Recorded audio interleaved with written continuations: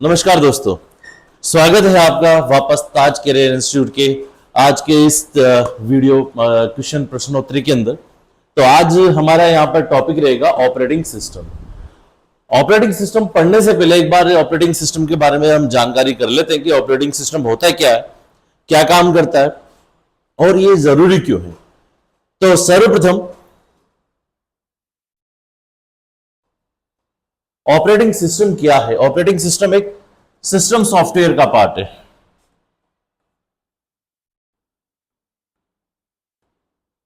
किसका पार्ट है? System software का पार्ट है।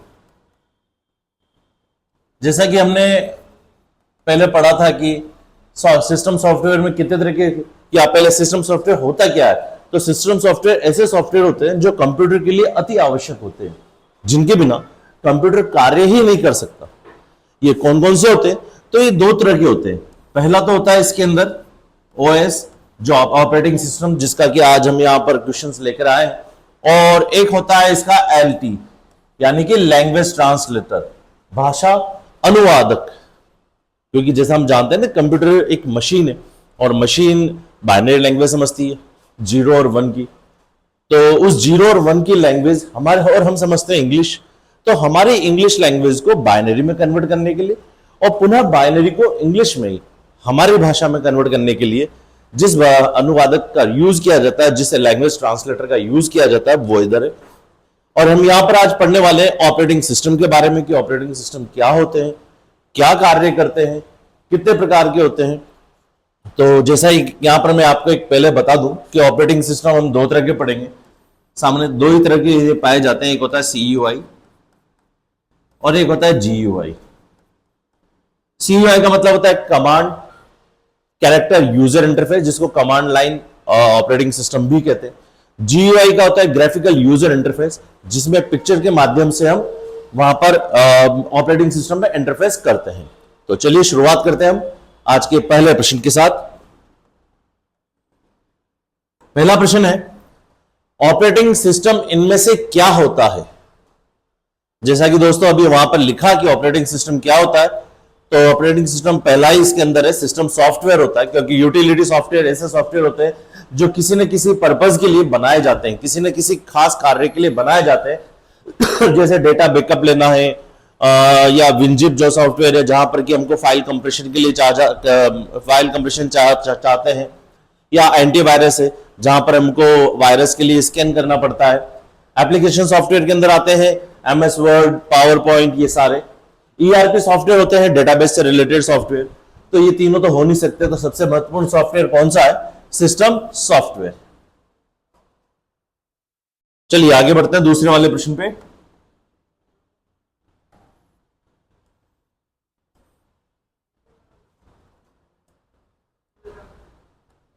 एक ही समय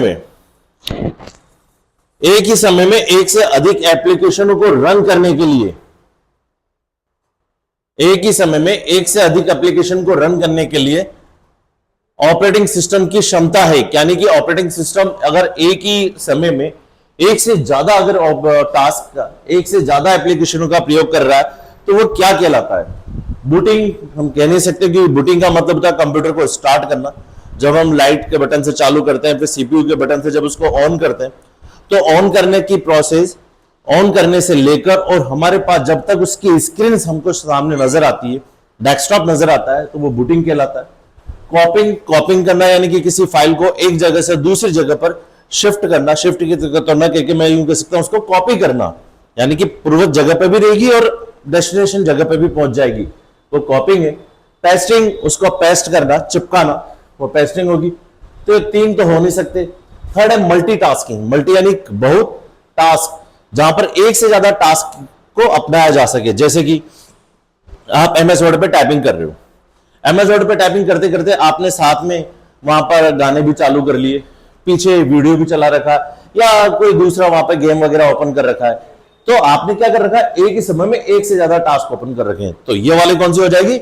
मल्टीटास्किंग। और दोस्तों ये मल्टीटास्किंग है, इसी के आधार पे हम इसको ऑपरेटिंग सिस्टम को भी यहां पर विभाजित करते हैं, जिसमें मल्टीटास्किंग रहेगी। अभी हम इसकी सबके बारे में यहां पर अध्ययन करेंगे। मैं एक बार यहां पर लिख देता हूं हम इनको कहते हैं multitasking software.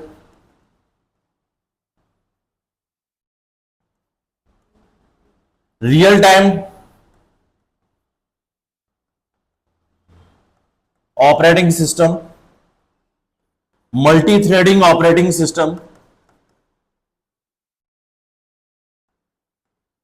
Multi user operating system,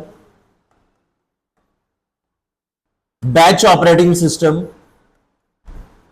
ये मैंने कुछ यहां पर ऑपरेटिंग सिस्टम के प्रकार लिखे, ये उनकी क्रियाविधि या उनके कार्य करने के अनुरूप उनको हम विभाजित जिसके आधार पर कर सकते हैं, जितने प्रकार में कर सकते हैं। ये है मल्टीटास्किंग। अभी जैसे आपको बताया कि मल्टीटास्किंग क्या होती है। रियल टाइम ऑपरेटिंग सिस्टम ऐसे ऑपरेटिंग सिस्टम होते हैं जो कि अभी जो जैसा टाइम चल रहा है, मतलब वो एक्चुअल टाइम के अकॉर्डिंगली वर्क करते हैं। जैसे एक उदाहरण की तरह आपको मैं समझाता हूं। आज हम किसी वेबसाइट पे जाकर ट्रेन की टिकट बुक कराते हैं या प्लेन की टिकट बुक कराते हैं, या जैसे भी मान के चले कि प्लेन के अंदर जो सॉफ्टवेयर चल रहा है वो सारे ऑपरेटिंग सिस्टम किसके ऊपर डिपेंडेंट है? रियल टाइम पे। क्योंकि हमको वहां पर एक्चुअल टाइम जोन की हमको रिक्वायरमेंट होती है। हमने जिस समय टाइम रिकॉर्ड करा, मतलब जिस समय हमने टिकट बुक करा, हमको वही एक्चुअल टाइम वहां पर आना चाहिए और उसी समय वहां पर जाना चाहिए। जबकि हमको पता है कि उसी समय में और कई सारे यूजर्स भी उस समय पर वर्क कर रहे हैं। तो ये ऑपरेटिंग सिस्टम क्या काम करता है कि ऑपरेटिंग सिस्टम हमको एक्चुअल टाइम के अकॉर्डिंगली वो वहां पर उसको वहां पर हमारी क्रियाविधि को दिखाता है। मल्टी थ्रेडिंग के अंदर क्या होता है कि किसी एक टास्क को हम अलग अलग भागों में विभाजित कर देते हैं और प्रत्येक भाग उसका थ्रेड कहलाता है। उस प्रत्येक भाग का ऑपरेटिंग सिस्टम अलग अलग तरीके से उसको वो क्रियान्वयन करता है, प्रोसेस में लाता है। मल्टी यूजर ऑपरेटिंग सिस्टम वो वाले ऑपरेटिंग सिस्टम होते हैं जिसमें एक से ज्यादा यूजर को हम क्रिएट कर सकते हैं। जैसे विंडोज के अंदर हम बनाते हैं, हमने एक एडमिन बना दिया, एक क्लाइंट बना दिया, एक स्टूडेंट यूजर बना दिया। तो एडमिन के पास सारी उस कंप्यूटर से रिलेटेड पावर्स होती है। फिर वो एडमिन क्या करता है, अपने अंडर में जितने भी यूजर्स हैं वो यूजर्स को अपनी पावर्स को डिस्ट्रीब्यूट कर देता है। वो मल्टी यूजर्स है। बैच ऑपरेटिंग सिस्टम पहले चला करते थे, जिसके अंदर क्या होता था कि पंच कार्ड के माध्यम से, पंच कार्ड जैसे हमने पढ़ा था फर्स्ट जनरेशन के अंदर, पंच कार्ड एक इनपुट आउटपुट डिवाइस के लिए यूज किया जाता था। तो पंच कार्ड के माध्यम से हम जॉब यानी कि हम वर्क को कंप्यूटर के अंदर प्रोसेस कराते थे और कंप्यूटर के अंदर सारी जब जॉब्स जाती थी तो वहां पर उसको एक शेड्यूलिंग यानी कि प्रॉपर तरीके से सीक्वेंस में लाया जाता। फिर कंप्यूटर ऑपरेटर का काम होता था कि उनको उनकी कार्य प्रणाली के अनुरूप उनको विभाजित कर देना। जैसे जितने भी हमने, सपोज यू मान के चले बैच ऑपरेटिंग सिस्टम में कि हमने 5 तरह के प्रोग्राम भेजे हैं। यहां पर जगह नहीं, मैं 4 बता देता हूं। 4 तरह के प्रोग्राम भेजे हैं। इनमें से हमारे पास 2 प्रोग्राम एक जैसे कार्य करते हैं और अन्य 2 प्रोग्राम एक जैसे कार्य करते हैं। तो यहां पर जो ऑपरेटर रहेगा, कंप्यूटर ऑपरेटर, वो क्या काम करेगा, इन चारों जॉब्स को अलग अलग उनके कार्य करने के अनुरूप उनको विभाजित करेगा उसी कैटेगरी में, उसी वर्ग में। ये एक ग्रुप बन गया, इस ग्रुप को बैच कहेंगे हम। ये दूसरा बैच हो गया, ठीक है। तो ये उस बैच के अकॉर्डिंगली इन सारी प्रोसेस को कंप्यूटर के अंदर इंसर्ट कराएगा और कंप्यूटर भी उसी के अनुरूप हमको वापस इसका रिजल्ट प्रोवाइड करेगा। तो ये सारे ऑपरेटिंग सिस्टम है। चलिए हम इसको वापस एक अगले क्वेश्चन पे बढ़ते हैं। इससे संबंधित सारे प्रश्न हमारे पास धीरे धीरे आते चले जाएंगे। अगले प्रश्न के ऊपर आते हैं। कौन सा कार्य यानी फंक्शन, कौन सा फंक्शन ऑपरेटिंग सिस्टम का मुख्य कार्य नहीं है? मुख्य कार्य, देखिए कंप्यूटर का जो मुख्य कार्य होता है वो मुख्य कार्य, यहां पर एक बार मैं बता दूं कि ऑपरेटिंग सिस्टम का जो मुख्य कार्य क्या होता है। देखो ऑपरेटिंग सिस्टम क्या होता है, ये कंप्यूटर के हार्डवेयर है और ये यूजर है। ये यूजर है जो कंप्यूटर से कार्य करवाना चाहता है। तो वो क्या, ये यूजर क्या करेगा, अपने कोई भी इंस्ट्रक्शंस को इनपुट डिवाइसेस के माध्यम से ऑपरेटिंग सिस्टम में भेजेगा और ऑपरेटिंग सिस्टम उसको फिजिकल डिवाइस में भेजेगा, यानी कि मशीन में, कंप्यूटर मशीन में भेजेगा। ये कंप्यूटर मशीन है, ये यूजर है। यूजर ने अपने कमांड इसको दिए और इसने कंप्यूटर मशीन को दिए, ठीक है। यानी कि हम कह सकते हैं कि कंप्यूटर जो ऑपरेटिंग सिस्टम है वो एक मीडिएटर है, एक मध्यस्थ, जो कि यूजर से इंस्ट्रक्शंस को लेकर कंप्यूटर को भेजता है। अब देखिए यहां पे क्या है, यूजर क्या इंस्ट्रक्शंस भेज रहा है, उसको कैसे कंट्रोल करना है उसको कैसे चलाना है, वो सब ऑपरेटिंग सिस्टम के ऊपर डिपेंड करता है। तो यहां पर क्या हो जाएगा कि सबसे पहला कार्य तो क्या होगा कि इसके द्वारा प्रेषित जितने भी निर्देश है उनको कंट्रोल करना, पहला कार्य। इसके द्वारा प्रेषित जितने भी इंस्ट्रक्शंस है उनको सेव कहां कराना है, तो स्टोरेज का कार्य भी ये करेगा। हालांकि स्टोरेज उसकी मेमोरी के अंदर होगी, लेकिन कैसे करनी है, फाइल मैनेजमेंट जिसको कहते हैं, वो ये करेगा। पहला हो गया फाइल मैनेजमेंट। अनुदेशा, इसको जो अनुदेश भेज रहा है, जो इंस्ट्रक्शंस भेज रहा है, उसको प्रोसेस के लिए कैसे आगे बढ़ाना है, उसका भी कार्य इसका होगा, यानी प्रोसेस मैनेजमेंट। फिर डायरेक्टली ये कंप्यूटर की मशीन के टच में ऑपरेटिंग सिस्टम, तो कंप्यूटर से रिलेटेड कंप्यूटर में जितने भी डिवाइसेस कनेक्टेड हैं, चाहे वो माउस हो, कीबोर्ड हो, प्रिंटर हो, स्कैनर हो, मॉनिटर हो, कुछ भी हो, उन सबको बैलेंस करके रखना, उन सबको कंट्रोल करके रखना, वो भी कार्य किसका होगा, ओएस का, यानी कि डिवाइस मैनेजमेंट का। हमारे पास तीन हो गए, फाइल मैनेजमेंट हो गया, प्रोसेस मैनेजमेंट हो गया और डिवाइस मैनेजमेंट हो गया। ठीक है, चौथा कार्य होगा इसका कि ये एक काम और करेगा। बाय द वे, अगर हमने कोई यहां पर इंस्ट्रक्शंस भेजा और कंप्यूटर के किसी पार्ट में, ड्राइवर मतलब किसी पार्ट में, चाहे वो प्रिंटर हो, स्कैनर हो या माउस हो, कुछ भी, उसमें अगर कोई प्रॉब्लम आ रही है, कोई उसके अंदर खराबी आ रही है, तो जैसे ही ओएस उस हमारे इंस्ट्रक्शंस को कंप्यूटर पे भेजेगा, तो कंप्यूटर मना करेगा, मतलब मशीन मना करेगी, भाई मेरे को ये प्रॉब्लम आ रही है, तो इसके एरर को ये फाइंड आउट करेगा और वो एरर हमको शो करेगा, यानी कि एरर डिटेक्शन। ठीक है, तो हमारे पास ये चार कार्य हुए। पहला कार्य हुआ फाइल मैनेजमेंट का, एक है प्रोसेस मैनेजमेंट, और एक कौन सा बताया था, डिवाइस मैनेजमेंट।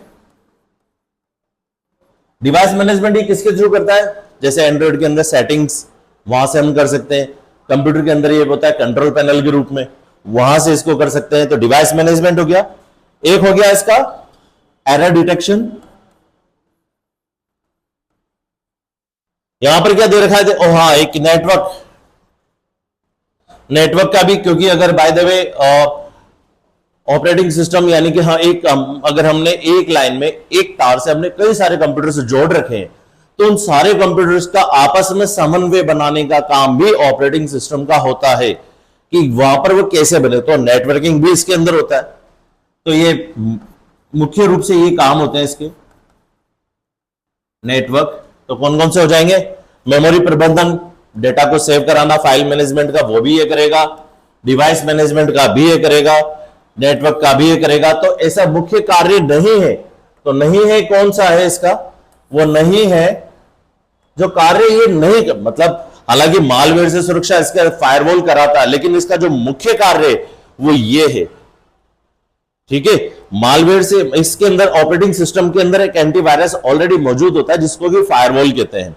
वो फायरवॉल की जो प्रथम सुरक्षा होती है वो क्या होती है, बाहर से आने वाले किसी अनुरूपित निर्देशों को ये अंदर पहुंचने से रोकता है।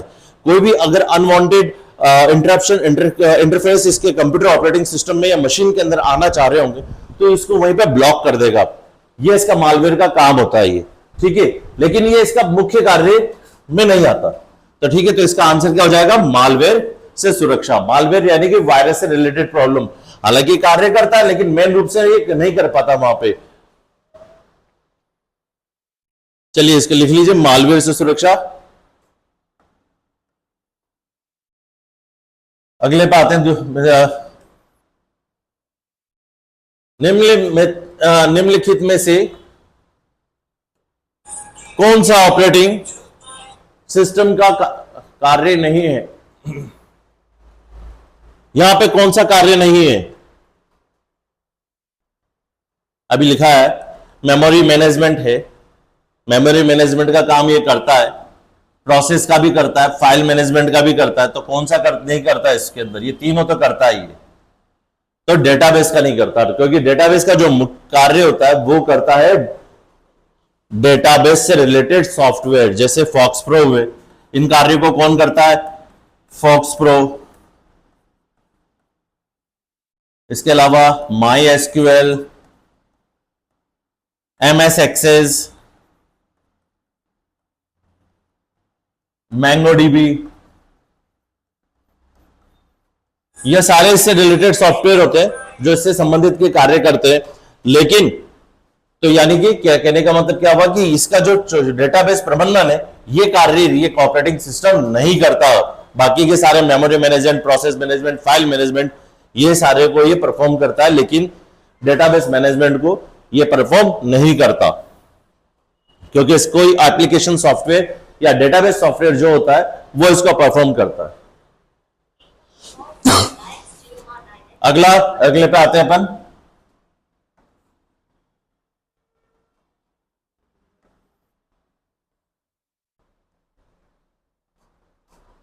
निम्नलिखित में से कौन सा ऑपरेटिंग सिस्टम एक कंप्यूटर सिस्टम के एक साथ कई उपयोक्ताओं यानी यूजर्स को कार्य करने की सुविधा देता है? बताएं इसका आंसर। अभी करा था बैच यूजर, वहां पर जो बताया था batch user, batch operating system जिसे कहते हैं। ये बैच ऑपरेटिंग सिस्टम का काम क्या होता है?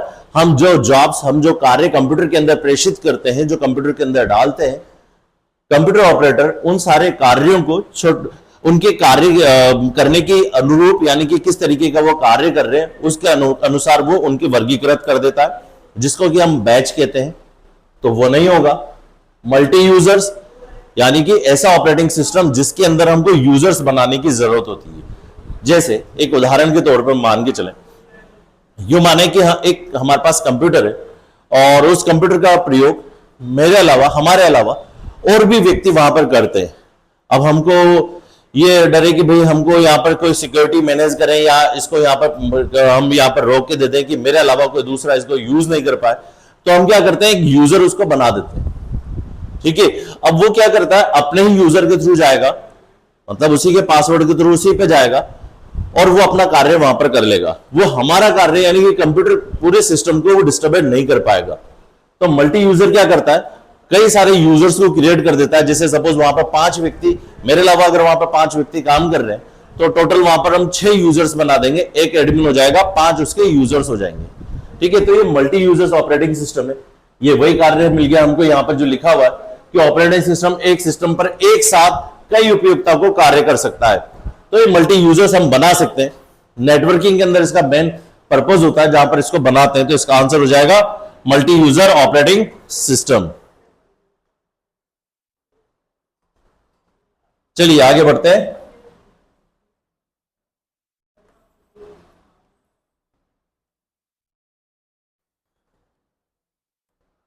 विंडोज 95, यहां पे एक इसकी स्पेलिंग ऐसे है,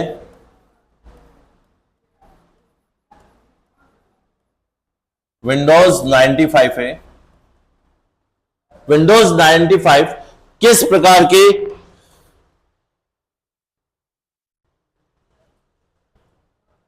ऑपरेटिंग सिस्टम का एक उदाहरण है? विंडोज का काफी पुराना वर्जन है जो काफी साल पहले आया था 95 96 में। तो ये कौन सा है? तो इसका टाइप हो जाएगा सिंगल यूजर ऑपरेटिंग सिस्टम। उस समय केवल एक ही यूजर होता था और वो वहां पर उसमें वर्क कर सकते थे। तो ये हो जाएगा सिंगल यूजर ऑपरेटिंग सिस्टम। इसकी स्पेलिंग थोड़ी गलत है, विंडोज 95 है। चलिए आगे बढ़ते हैं दूसरे अगले पे।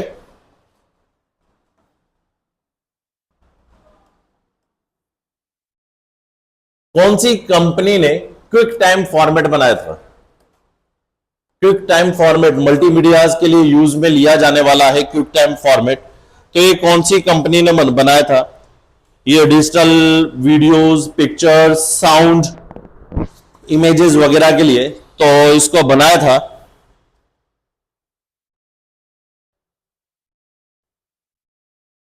एप्पल कंपनी ने।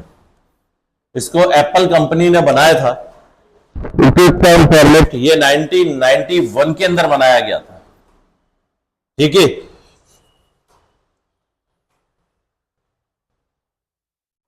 पहले विंडोज में भी आता था लेकिन बाद में इसको 2016 15-16 से इसको बाद में बंद कर दिया गया। 1991 में ये एप्पल के द्वारा बनाया गया था क्विक टाइम फॉर्मेट। ठीक है, तो इसका आंसर हो जाएगा quick time, sorry Apple company के द्वारा ये बनाया गया था। अगले प्रश्न की तरफ बढ़ते हैं। निम्न में से कौन सी open source time sharing operating system है? तो देखिए दोस्तों, यहां पर जो ओपन सोर्स एक वर्ड आया है, ओपन सोर्स, ओपन सोर्स का मतलब क्या है?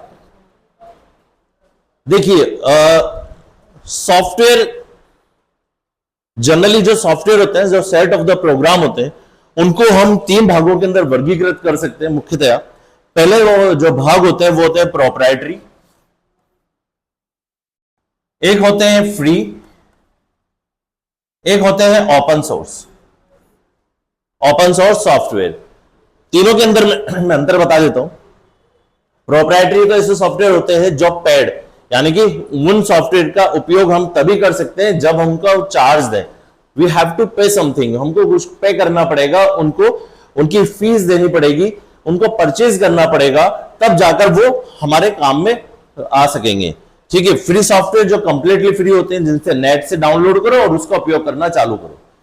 ओपन सोर्स सॉफ्टवेयर भी फ्री होते हैं, लेकिन इनमें एक चीज और होती है कि यह सॉफ्टवेयर जिस भाषा के अंदर बने गए हैं वो भाषा भी हमको वहां पर मिल जाती है इंटरनेट पे, ताकि हम इस भाषा के अंदर थोड़ा सा परिवर्तन करके हम चाहे तो रिसर्च करके एक नया वहां पर सॉफ्टवेयर डेवलप कर सकते हैं। ओपन सोर्स, इनका सोर्स ओपन रहता है। ठीक है, तो ये अब यहां पर ओपन सोर्स कौन सा है, तो सबसे पहले देख लेते हैं एमएस डोस। ये नहीं है माइक्रोसॉफ्ट का, ये CUI वर्जन है माइक्रोसॉफ्ट का, एमएस का character user command line prompt है, जो कि प्रोप्राइटरी है। विंडोज भी कंप्लीटली प्रोप्राइटरी सॉफ्टवेयर है। We have to paid for the Windows. हमको विंडोज अगर चला रहे हैं हम हमारे कंप्यूटर के अंदर, तो हमारे पास उसकी सीडी होनी चाहिए, हमको परचेज करना पड़ेगा विंडोज। ठीक है, तो विंडोज हो गया। लिनक्स फ्रीवेयर है, फ्रीवेयर ओपन सोर्स है, तो इसका आंसर क्या हो जाएगा? लिनक्स।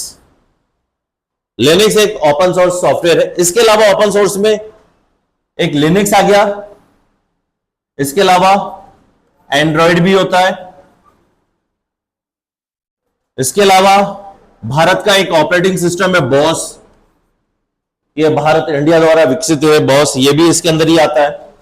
ठीक है, ये लिख लीजिए। बाकी तो लिनक्स के वर्जन आते हैं, उबंटू है, रेड हिट है, वो सारे लिनक्स के वर्जन हो जाते हैं, जैसे विंडोज के 95, 97, 2000, 2007, 10, 11, वैसे लिनक्स के भी वर्जन आते हैं। एंड्रॉयड लिनक्स के थ्रू, लिनक्स का ही बनाया गया ओपन सोर्स सॉफ्टवेयर होता है एंड्रॉयड, जो कंप्लीटली फ्री होता है। ठीक है, तो इसका आंसर हो जाएगा लिनक्स।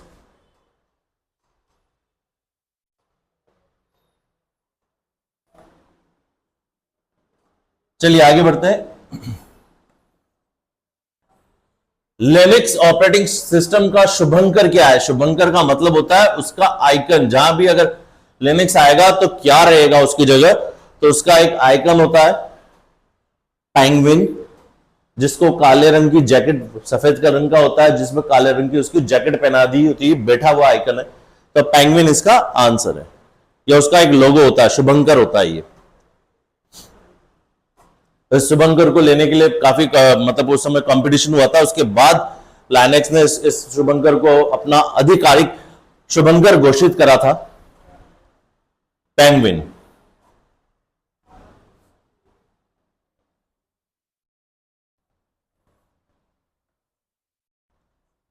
ये सेलरॉन, ये हम पहले पढ़ चुके हैं और इसका जिक्र हमने पहले वाली, जो अगर आप पहले वाली वीडियो देखेंगे तो पुराने वाली वीडियो के अंदर भी आपको सेलरॉन, पेंटियम, कोर, ये सारे मिल जाएंगे।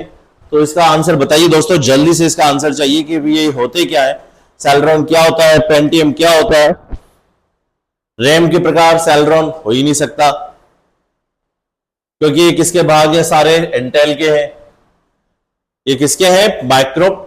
माइक्रोचिप नहीं है, ये है प्रोसेसर के। ठीक है, तो इसका आंसर क्या हो जाएगा? कंप्यूटर प्रोसेसर के टाइप है सेलरॉन, पेंटियम, कोर।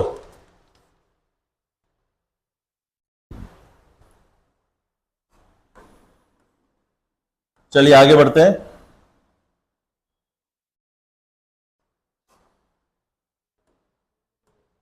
निम्न में से client server network, client server का मतलब होता है, जैसे यू देखें,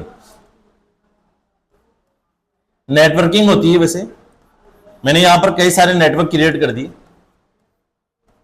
ये सारे नेटवर्क इस नेटवर्क से जुड़े हुए हैं। इसको मैं सर्वर असाइन कर देता हूं, यानी कि इनको अलग से एक सर्वर बना देता हूं, और ये मेरे सारे नीचे जो कंप्यूटर जुड़े हुए हैं ये सारे क्लाइंट कहलाएंगे। तो इसको कहते हैं client server network. Client server, ये सारे मेरे क्लाइंट है, client 1, C2, C3, C4, server एक है। तो इसके अंदर हम इस टाइप की अगर नेटवर्किंग हो तो नेटवर्किंग में इनमें से हम किसको कौन से ऑपरेटिंग सिस्टम का प्रयोग करेंगे, तो बताइए इसके अंदर हम किसको करेंगे इसमें उपयोग?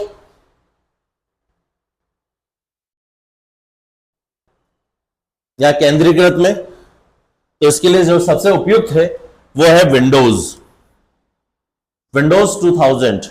ठीक है, क्योंकि बाकी ये नेटवर्किंग को सपोर्ट नहीं करते। विंडोज 2000 ही पहला जो ऑपरेटिंग सिस्टम था जो हमारे यहां चलता है। हालांकि लिनक्स भी इसको सपोर्ट करता है क्लाइंट सर्वर को, लेकिन यहां पर लिनक्स है लिखा हुआ नहीं है, विंडोज है, तो यहां पर विंडोज हो जाएगा ये विंडोज 2000।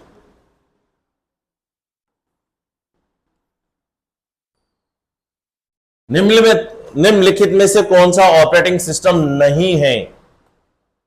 यूनिक्स बिल्कुल है, ये लिनक्स का ही पुराना वर्जन है जो कि कमांड लाइन CUI के लिए यूज होता है। जैसे कि देखिए यहां पे मुख्यतः जो एक सबसे पहले डोज आया, डोज माइक्रोसॉफ्ट कंपनी का है, और डोज ने फिर उसको अपग्रेड करके विंडोज बनाई। ठीक है, इधर यूनिक्स था जो कि ओपन सोर्स था, और इसका भी फिर अपग्रेड होकर ये CUI था, ये भी CUI है, ये भी CUI है, यानी कमांड लाइन। कमांड लाइन का मतलब होता है कि ये जब ऑपरेटिंग सिस्टम रन करते हैं, जब कंप्यूटर के ऊपर चल रहे होते हैं, तो बिल्कुल काली स्क्रीन रहती है और एक कर्सर वहां पर चल रहा होता है साइड पे। अब हमको अगर उसके अंदर कुछ कार्य करना है, जैसे फोल्डर ओपन करना है, या हमको सेव करानी है, या हमको कोई भी वर्क करना है वहां पे, तो हमको कमांड टाइप करना पड़ेगा। वहां पर यूजर कमांड लिखेगा, उसका इंस्ट्रक्शन लिखेगा, कोड लिखेगा, तब जाकर वो वर्क करेगा डॉज के अंदर। आज हम क्या करते हैं, इसके विपरीत GUI आ गया, ग्राफिकल यूजर आ गया। यानी कि जैसे मेरे को अगर स्टार्ट मेन्यू ओपन करना है तो मैं क्या करूंगा, सीधा ही वहां पर स्टार्ट मेन्यू डेस्कटॉप में लेफ्ट साइड पे कॉर्नर पे जो एक गोल आइकन होता है स्टार्ट मेन्यू, वो उस फोटो पे जाकर मैं क्लिक करूंगा, स्टार्ट मेन्यू ओपन हो जाएगा। माई कंप्यूटर के आइकन पे, आइकन कहते हैं पिक्चर जो उसके वहां पर लगी रहती, मैं उस पर क्लिक करूंगा, वो ओपन हो जाएगा। आज तो मुझे माउस के थ्रू जैसे ही क्लिक करें हो जाता है। हम सब सारे यही करते हैं जो GUI ऑपरेटिंग सिस्टम होते हैं।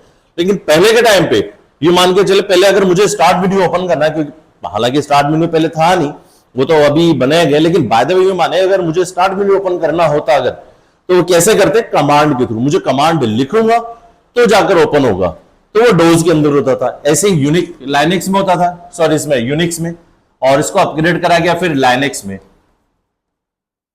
ठीक है, ये लाइनेक्स के अंदर आया, ये दोनों GUI है, ये दोनों CUI है, कमांड लाइन ऑपरेटिंग सिस्टम या कैरेक्टर यूजर इंटरफेस। ये दोनों CUI और ये दोनों GUI। ठीक है, ग्राफिकल यूजर इंटरफेस, वो कैरेक्टर यूजर इंटरफेस। तो ये CUI हो गया। विंडोज भी GUI ऑपरेटिंग सिस्टम है। पास्कल, अभी बात करते हैं इसके बारे में। लिनक्स भी एक GUI ऑपरेटिंग सिस्टम है। अब यहां पर बचा है हमारे पास पास्कल। तो पास्कल क्या है? पास्कल एक कंप्यूटर लैंग्वेज है जो कि थर्ड जनरेशन के टाइम पे ये लैंग्वेज है। तो इसका आंसर क्या हो जाएगा हमारे पास? कौन सा ऑपरेटिंग सिस्टम नहीं है? थर्ड, पास्कल नहीं है। ठीक है, ये सारे ऑपरेटिंग सिस्टम है।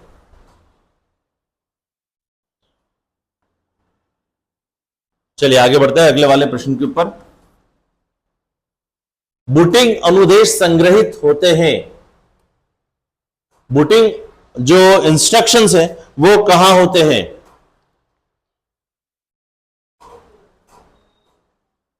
देखिए बूटिंग क्या होती है पहले तो ये जान लेते हैं। बूटिंग कहते हैं किसको, वो बताइए। बूटिंग का मतलब होता है, अभी स्टार्टिंग के पहले प्रश्न के अंदर भी हमने बात करी थी कि कंप्यूटर बूट होता है तो क्या होता है?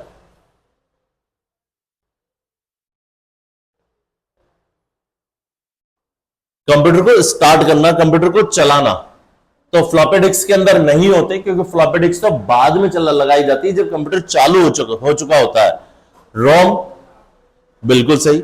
रोम के अंदर होते हैं। रोम के अंदर क्या बायस होता है, बायस इंस्टॉल होता है। बायस का फुल फॉर्म है बेसिक इनपुट आउटपुट सिस्टम। तो ये सारा इसके अंदर होता है। ये जैसे ही हम कंप्यूटर सीपीयू को ऑन करते हैं, सीपीयू का बटन दबाते हैं, वैसे ही वहां से करंट निकल के सीधा रोम पे जाता है। रोम पे रखे हुए बायोस एक्टिवेट होती है, वो फिर इंस्ट्रक्शंस देती है रैम को और साथ ही हार्ड डिस्क को, जिसके कारण क्या होता है, हार्ड डिस्क से निकलकर ऑपरेटिंग सिस्टम रैम पे आना चालू होता है। तो सबसे पहले बूटिंग अनुदेश कहां संग्रहित होते हैं, तो हमारा आंसर क्या हो जाएगा, रोम। और ये सूचना शायद 2018 के अंदर आया हुआ है। रोम इसका आंसर रहेगा।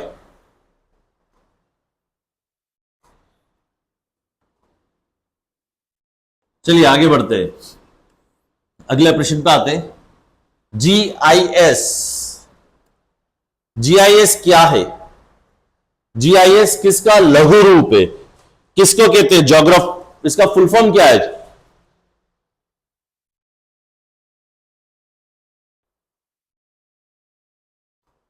इसका हो जाएगा जीआईएस क्या है?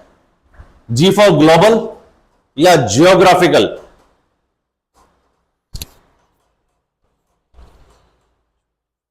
इसका हो जाएगा जियोग्राफिकल इंफॉर्मेशन सिस्टम।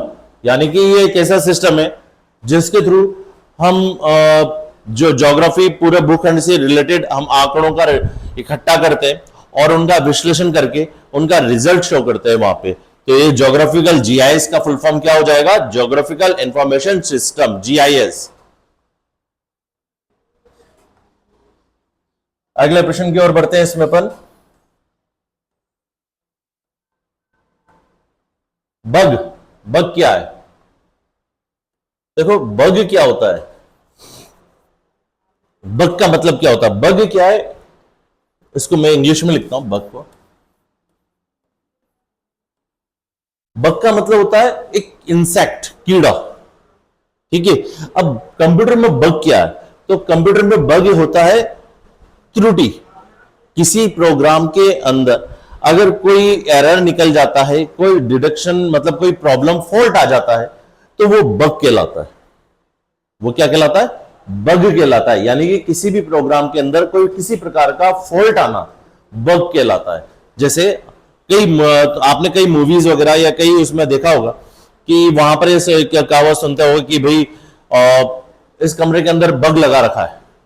तो बग का मतलब है इस कंप्यूटर का पूरा जो सिस्टम है, जो सुचारू रूप से चलना चाहिए कि प्रॉपर मेरी आवाज कोई सुने नहीं यहां पर और वर्क करे, लेकिन बग का मतलब क्या है कि कहीं ना कोई त्रुटि छोड़ रखी है जो कि मेरी आवाज को लीक कर रही है, मेरी आवाज को पहुंचा रही है। ठीक है। तो वह क्या हो जाएगा? बग। ठीक है, इसे कहते हैं बग। यानी किसी कंप्यूटर प्रोग्राम में त्रुटि को हम बग कहते हैं। इसी का विपरीत एक और होता है डीबग। Sorry, debug. डीबग का मतलब होता है ये जो कंप्यूटर प्रोग्राम में आई हुई त्रुटि है, बग लगाना, बग यानी इंसेक्ट होना, डीबग उसको हटाना। ठीक है, त्रुटि को सॉल्व आउट करना, उस प्रोग्राम में आए हुए फॉल्ट को हटाना डिबग कहलाता है।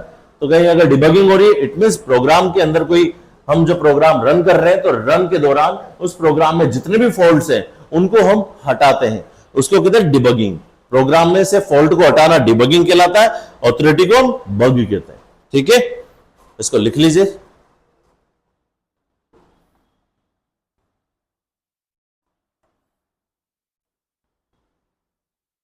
बूट स्ट्रैप क्या है? यह भी वही अच्छा है प्रश्न। बूट स्ट्रैप, बूट स्ट्रैप क्या होता है?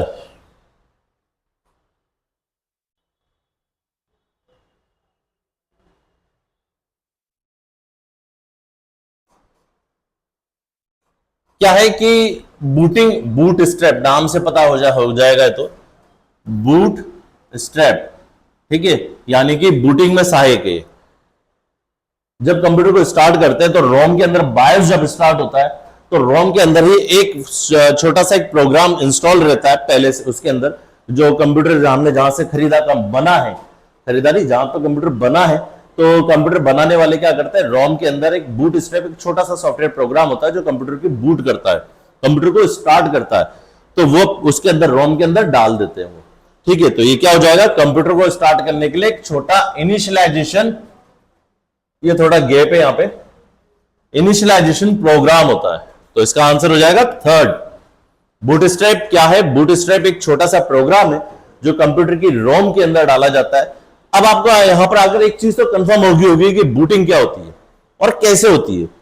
देखिए बूटिंग किसे कहते हैं, कंप्यूटर मैंने बटन चालू करा लाइट का, सीपीयू का बटन चालू करा, सीपीयू से रोम में गया, इलेक्ट्रिक का फ्लो, रोम चालू हुई, रोम में रखा हुआ, बूट स्ट्रैप, रोम और बायस रैम को ऑर्डर देते हैं कि भाई वो स्टार्ट हो जाए रैम, और फिर वह साथ ही वो हार्ड डिस्क को चालू करते हैं। तो क्या होता है, हार्ड डिस्क से ऑपरेटिंग सिस्टम निकल कर रैम में धीरे धीरे आना चालू हो जाता है।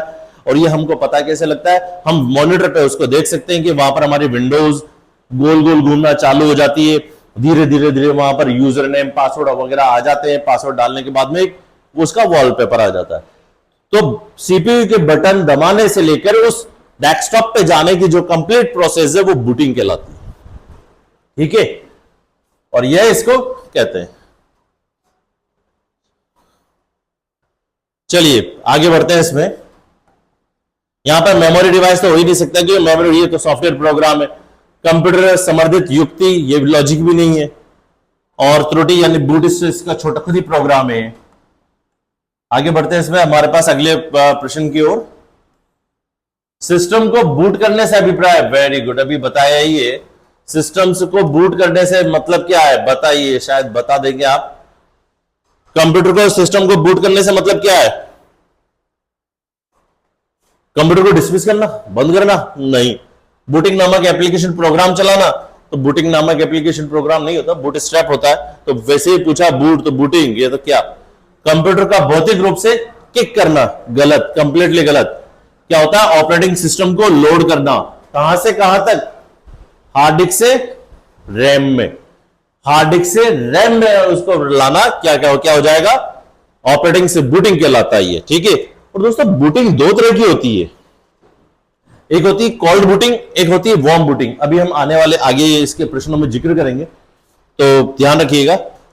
सिस्टम से बूट करने का अभिप्राय, सिस्टम को बूट करने का अभिप्राय, एक ही यहां पे बूट, इसको मैं यहां पर को कर देता हूं। सिस्टम को बूट करने का अभिप्राय क्या होगा, तो ऑपरेटिंग सिस्टम को लोड करना, कहां से, हार्ड ड्राइव से, हार्ड डिस्क से रैम के अंदर। ठीक है, यह इसका आंसर है। चलिए आगे बढ़ते हैं दूसरे प्रश्न की ओर। कंप्यूटर के संदर्भ में सॉफ्टवेयर का क्या अर्थ है, एक मिनट। चलिए, कंप्यूटर के संदर्भ में सॉफ्टवेयर का क्या अर्थ है। सॉफ्टवेयर क्या है, फ्लॉपी डिस्क नहीं होते, software is a set of program. क्या लिखूं, सेट ऑफ प्रोग्राम्स।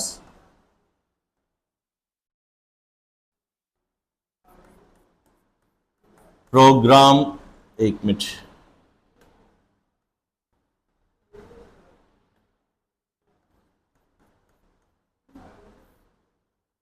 प्रोग्रामों के समूह को।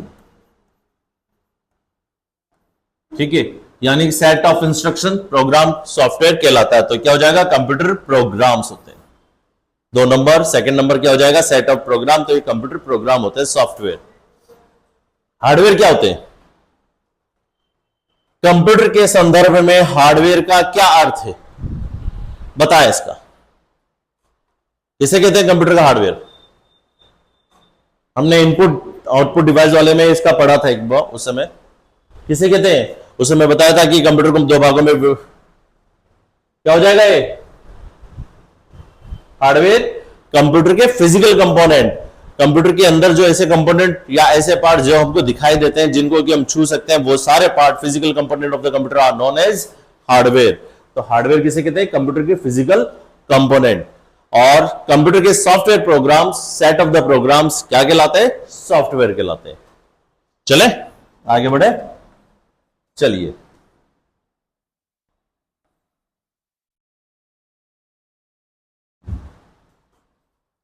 एक समय में,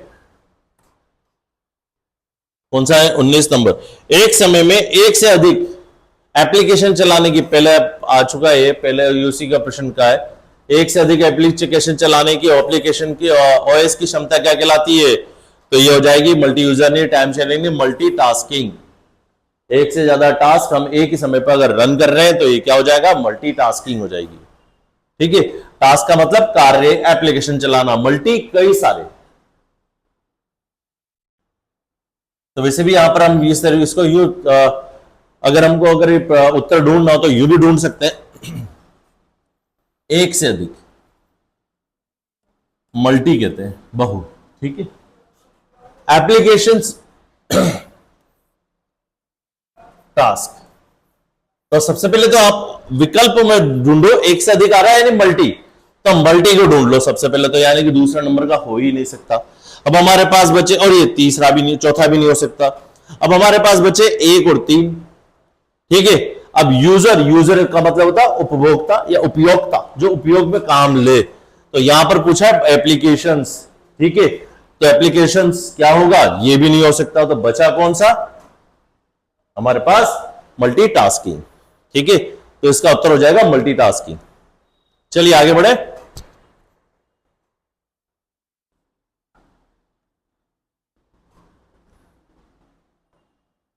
आगे बढ़ते हैं। निम्न में से कौन सा युक्ति युक्त ऑपरेटर नहीं है? निम्न में से कौन सा युक्त ऑपरेटर नहीं है? तो देखिए यहां पे युक्ति रूप आपको मैं लिखा देता हूं। ये कई बार क्या होता है, क्योंकि ये ऑपरेटिंग सिस्टम हम यहां पर पढ़ रहे हैं, तो ऑपरेटिंग सिस्टम के अंदर कोडिंग लैंग्वेज के अंदर भी उसके पार्ट्स के अंदर आ जाता है कभी। युक्ति युक्त का मतलब होता है लॉजिकल। ठीक है, अब लॉजिकल जो ऑपरेटर्स होते हैं वो 3 तरह के होते हैं। लॉजिकल ऑपरेटर 3 तरह के होते हैं। कौन कौन से होते हैं लॉजिकल ऑपरेटर? 3 तरह के। एक होता है एंड, एक होता है और एक होता है नॉट। ठीक है, या तो हम इसको ऐसे लिख देते हैं या ऐसे भी इसको लिखते हैं। ये 11 नहीं है, इसको 11 मत मान लेना। एंटर के पास में जो 2 लाइनें, एक जो लाइन लगी रहती है, एक लाइन होती है एंटर बटन के पास में, वो यहां पर दबाइए। और नोट का मतलब होता है ये दबाकर ये विस्मया बोधक चिन्ह, एक्सक्लेमेटरी साइन। ठीक है, ये नोट की जगह आता है। ठीक है, तो ये सारे युक्त ऑपरेटर है, यानी एंड भी है, नॉट भी है, और भी है। तो ये कौन सा नहीं है? एड का नहीं है, क्योंकि एड अर्थमेटिक ऑपरेटर है। ये बीज गणितीय ऑपरेटर में किस श्रेणी के अंतर्गत आता है? ये एड। तो एड नहीं होगा, ये सारे लॉजिकल ऑपरेटर रहेंगे। इसको चाहो तो आप एक बार स्क्रीनशॉट इसका ले लो, याद रख लो, सिंपल है। ये लॉजिकल यूनिट भी क्यों कहते हैं इसको? क्योंकि एंड का प्रयोग हम उस जगह पर करते हैं जब इसके आसपास 2 हमारे पास कंडीशंस दे रखी हो। ठीक है, तब जाकर एंड के नीचे रखी वाली कोई वस्तु प्रारंभ करना, कार्य करना चालू करती है। खैर मैं भी ये लिख लीजिए इसको पहले भी। आगे बढ़ते हैं अपन 21 नंबर पे आते हैं। यदि आप एक से फॉन्ट का उपयोग करते हैं, एक जैसे फॉन्ट का, सेम टाइप के अगर फॉन्ट का उपयोग करते हैं तो एक ब्राउजर द्वारा सहायता प्राप्त नहीं होती। तो मूल पाठ, कहने का मतलब इसका क्या है? इसका मतलब यह है जैसे हमने कोई टेक्स्ट टाइप करा और हमारे कंप्यूटर पे जो फॉन्ट उपलब्ध था, हमने उसी फॉन्ट के माध्यम से वो टेक्स्ट टाइप कर दिया। ठीक है, फॉन्ट क्या होता है? फॉन्ट का मतलब होता है कंप्यूटर के अंदर हम जो टाइपिंग करते हैं, जो लिखावट होती है, उसका जो प्रकार होता है फॉन्ट। जैसे टाइम्स न्यू रोमन है, एरियल नेरो है, कैम्ब्रिया है, कैम्ब्री मैथ है, विंडिंग्स है, ये सारे फॉन्ट के नाम है। ठीक है, तो फॉन्ट, हमने कोई भी एक फॉन्ट सेलेक्ट कर दिया, हमने हमारा टेक्स्ट लिख दिया। अब हमने उस लिखे हुए टेक्स्ट को किसी और व्यक्ति को भेजा। ठीक है, अब उस व्यक्ति के मोबाइल पे, सॉरी कंप्यूटर पे या मोबाइल पे वो फॉन्ट उपलब्ध नहीं है, जिस फॉन्ट से हमने भेजा और वो फॉन्ट उसके पास उपलब्ध नहीं है, तो क्या होगा वो, तो क्या हमारा जो टेक्स्ट जाएगा वो उसके पास कैसे खुलेगा? क्योंकि जो जो मैंने भेजा, जिस फॉन्ट में मैंने टाइप, ये क्या होता है जनरली हम व्हाट्सएप वगैरह में, हालांकि व्हाट्सएप में क्या हो कई सारे टेक्स्ट को अब इंक्लूड कर लिया गया है, फिर भी अगर देखा जाए तो कई कई बार अगर किसी ने हमको विंडोज के थ्रू या कंप्यूटर के थ्रू मोबाइल पे कोई मैसेज भेजा जाता है, तो कभी कभार कोई टेक्स्ट ऐसे होते हैं जो कि मोबाइल में अवेलेबल नहीं होते, हालांकि अब आने लगे, लेकिन फिर भी अगर कहीं नहीं होते तो मोबाइल के अंदर एक फैसिलिटी होती है, वो क्या करता है, उसका जो पार्ट यानी कि वो जिस उसके अंदर एप्लीकेशंस के अंदर वो दिखाई देगा हमको, वो टेक्स्ट, तो वो एप्लीकेशन क्या करेगी, उसके अंदर जो मौजूद पहले का ही जो फॉन्ट है, जो उसका खुद का फॉन्ट है, उस फॉन्ट में आए हुए टेक्स्ट को परिवर्तित कर देगी। ठीक है, वो क्या करेगी, अब उसके पास है ही नहीं फॉन्ट, तो वो क्या करे, डाउनलोड तो खुद मशीन कर नहीं सकती अपनी, तो वो क्या करेगी, जो कुछ उसके पास पड़ा हुआ है वो उसी के अंदर उसको परोस देगी कि भैया मेरे पास तो ये टेक्स्ट है, मैंने जो भेजा वो है ही नहीं, तो क्या वो क्या करेगी, अपने खुद के अंदर के रखे हुए टेक्स्ट के रूप में ही उसके साथ प्रदर्शित कर देगी। तो क्या हो जाएगा इसका आंसर हो जाएगा थर्ड, डिफॉल्ट फॉन्ट में प्रदर्शित। डिफॉल्ट फॉन्ट वही है, डिफॉल्ट फॉन्ट का मतलब यही है कि जो उस एप्लीकेशंस के अंदर खुद का मौजूद है, जो उसका खुद का फॉन्ट है वो उसी के रूप में वहां पर प्रदर्शित कर दिया जाएगा, अलग से वहां पर नई फॉन्ट का यूज नहीं किया जाएगा। ठीक है,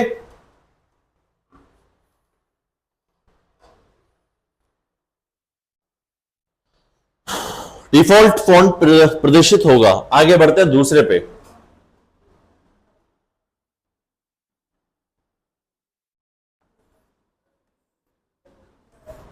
विंडोज क्या है, अभी बताया है वहां पर 3-4 बार विंडोज क्या है, तो इसका आंसर हो जाएगा चौथा, ए और 3, विंडोज जीयूआई भी है और ऑपरेटिंग सिस्टम भी है, तो इसका आंसर हो जाएगा 1 और 3 दोनों, विंडोज एक जीयूआई ऑपरेटिंग सिस्टम है। ठीक है, चलिए आगे बढ़ते हैं इसके अगले प्रश्न की ओर। डोज का पूर्ण रूप बताइए।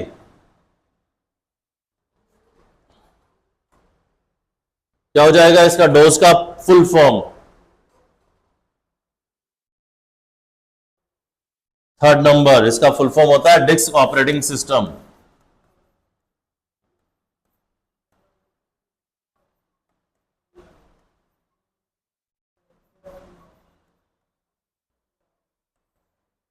Disk operating system, dose.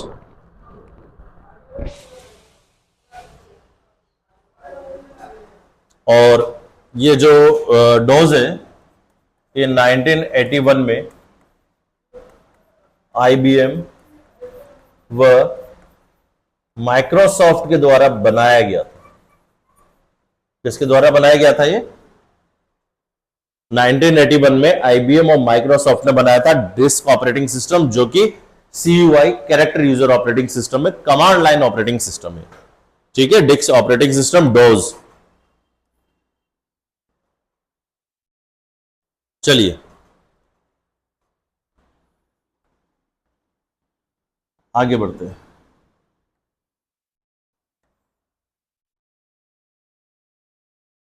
देखिए, वेरी गुड। अभी इसमें कमांड, जैसे कि क्या होता था, हम हमारे आज के विंडोज में क्या करते हैं, हमने यूं मान के चले हमने गानों की एप्लीकेशन भी ओपन कर रखी है, एमएस वर्ड भी ओपन कर रखा है और गेम की साइड भी ओपन कर रखी है, तीन चीजें ओपन कर रखी है। ठीक है, अब हमको एकदम से हमारे डेस्कटॉप पे जाना है, यानी कि पूर्वत होम स्क्रीन जिसे कह सकते हैं, वहां पर पहुंचना है। तो आज के टाइम पे तो हम क्या करते हैं कि राइट साइड अपर विंडो पे एक माइनस का 3 बटन लगे होते हैं, क्रॉस, एक चौकोर बटन स्क्वायर टाइप का और एक उसके बगल में माइनस का होता है। तो हम क्या करते हैं, उस माइनस के ऊपर क्लिक कर देते हैं और सारे नीचे टास्क बार पे आ जाती है। ठीक है, पहले के टाइम पे क्या होता था, जब डोस था, मुझे अगर पूरी स्क्रीन हटानी है, पूरी स्क्रीन पे मैंने जो मैटर लिखा है वो सब हटाना है, तो क्या करूंगा, यानी स्क्रीन साफ करूंगा तो क्या करूंगा, तो वाइप वाइप नाम से कुछ नहीं होता था, वहां पर एक कमांड था और वो था ये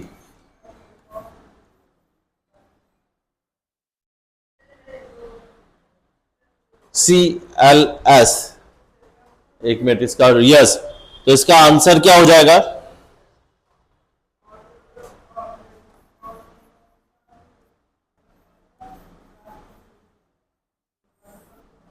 क्लियर द स्क्रीन, ये पूरा नाम नहीं लिखना पड़ता था, हालांकि यही है, लेकिन हाँ, इसका जो CLS इसका कमांड होता था, हम वहां पर CLS लिखते हैं और वो वहां पर सीधा उसको रन कर देती, क्लियर द स्क्रीन। ठीक है, ये इसका आंसर। चलिए आगे बढ़ते हैं दूसरे पे, अगले प्रश्न की ओर।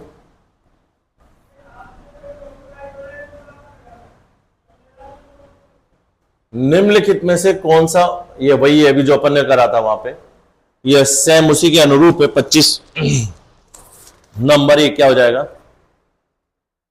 लाइनेक्स क्या है? ऑपरेटिंग सिस्टम है। ये भी विंडोज 98 भी ऑपरेटिंग सिस्टम है, विंडोज 7 ऑपरेटिंग सिस्टम है। C++ क्या है? High level language. ठीक है, तो इसमें से विकल्प अलग है, कौन सा अलग है? तो वह है C++ लैंग्वेज, ये अलग है। उत्तर हो जाएगा इसका C++ लैंग्वेज। ठीक है, ये ऑपरेटिंग सिस्टम, ये भी ऑपरेटिंग सिस्टम, ये भी operating system, high level language वो अलग है।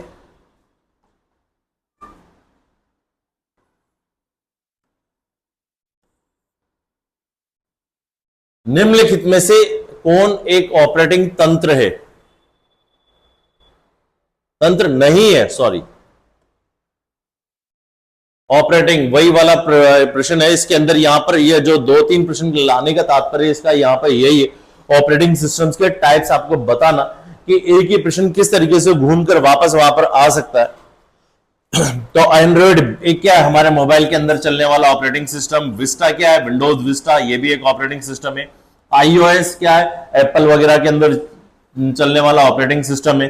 ओपेरा क्या है? ओपेरा है वेब ब्राउजर।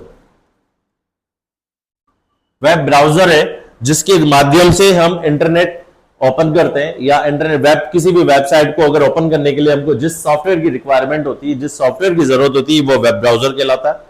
और ओपेरा ही उसका एक एग्जांपल है वेब ब्राउजर का। तो इसका आंसर क्या हो जाएगा? ऑपरेटिंग तंत्र नहीं है, तो इसका आंसर हो जाएगा ओपेरा। ठीक है, ओपेरा एक वेब ब्राउजर है, ये ऑपरेटिंग सिस्टम नहीं है। चलिए आगे बढ़ते हैं इसमें अगला।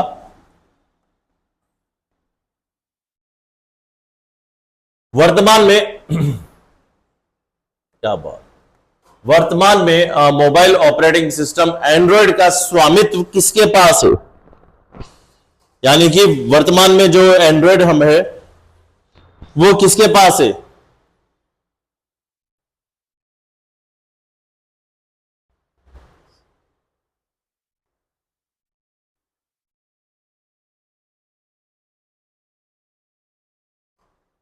एंड्रॉयड का ये पास है गूगल के। गूगल ने इसको ले लिया था 2005 के अंदर, गूगल द्वारा ये ले लिया गया था एंड्रॉयड का। ठीक है, गूगल के पास इसका स्वामित्व है, गूगल ही इसका मालिक है। किसका? एंड्रॉयड का। ठीक है, तो इसका आंसर है गूगल। हाँ, गूगल। चलिए आगे बढ़ते हैं अगले वाले प्रश्न पे।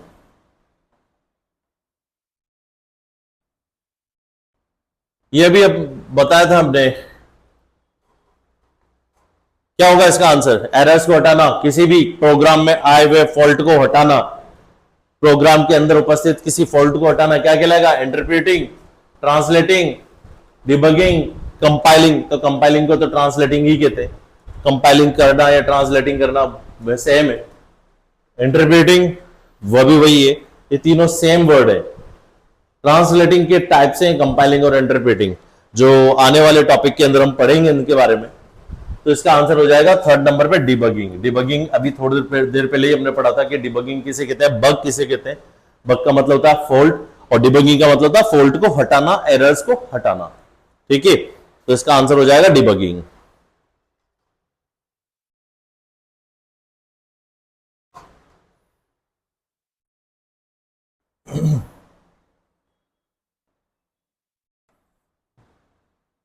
एक यूटिलिटी सॉफ्टवेयर प्रोग्राम जो मेमोरी के अनावश्यक फ्रेगमेंट्स को पहचानता है और डिस्क स्पेस को पुनर्व्यवस्थित करता है ताकि ऑपरेशन इष्टतम ढंग से हो सके, कहलाता है। देखिए इस पूरे लाइन का मतलब क्या है। हम जब कंप्यूटर पे वर्क करते हैं, कंप्यूटर पे काम करते हैं, और कहीं कहीं जाकर हम कहीं पर भी जैसे उसको सॉफ्टवेयर सॉरी हमारी फाइल्स को सेव कर देते हैं, स्टोर कर देते हैं मेमोरी के अंदर। और हमने ऑपरेटिंग सिस्टम के एक उसमें पढ़ा था कि ऑपरेटिंग सिस्टम का एक काम होता है फाइल मैनेजमेंट करना या मेमोरी मैनेजमेंट करना। तो ऑपरेटिंग सिस्टम क्या करता है, उनको अपने अनुरूप स्थित करता है, उनको व्यवस्थित करना चालू कर देता है। तो वो जिस सॉफ्टवेयर के माध्यम से करता है वो क्या है, वो यही सॉफ्टवेयर है कि अनावश्यक फ्रैगमेंट्स, यानी कि जैसे कि हम कहीं पर भी उसको रन डाल देते हैं, हम तो उसको सेव करके कि हम ड्राइव में डाला, लेकिन ड्राइव में भी क्या है, मेमोरी के छोटे छोटे ब्लॉक्स होते हैं। तो सॉफ्टवेयर ये ऑपरेटिंग सिस्टम क्या करता है, उन ब्लॉक्स के अंदर उसको फिट करता है। वो ब्लॉक्स हमको नजर नहीं आते।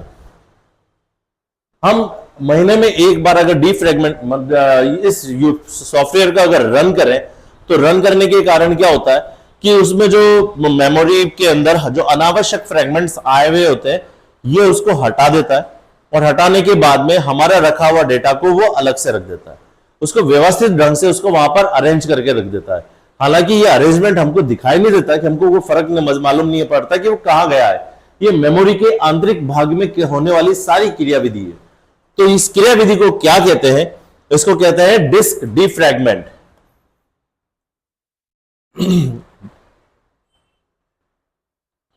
इसको क्या कहते हैं, डिस्क डिफ्रैगमेंट। चलिए आगे बढ़ते हैं।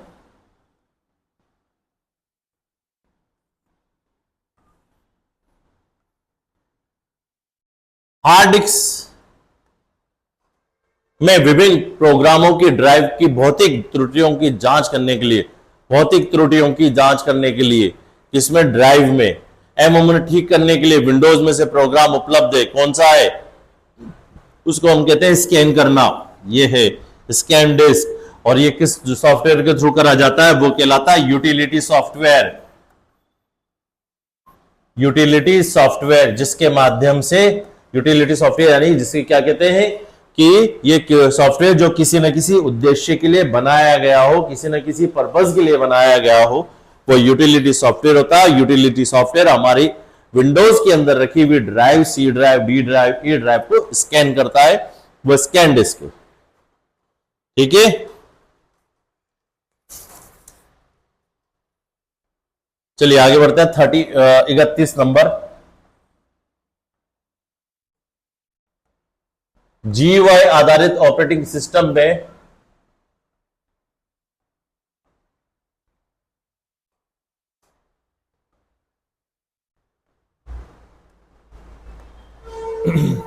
GUI यानी कि ग्राफिकल यूजर इंटरफेस आधारित ऑपरेटिंग सिस्टम में फाइलों, फोल्डरों, प्रोग्रामों, अन्य आइटम्स का लघु ग्राफिकल निरूपण इनमें से क्या कहलाता है? लघु ग्राफिकल,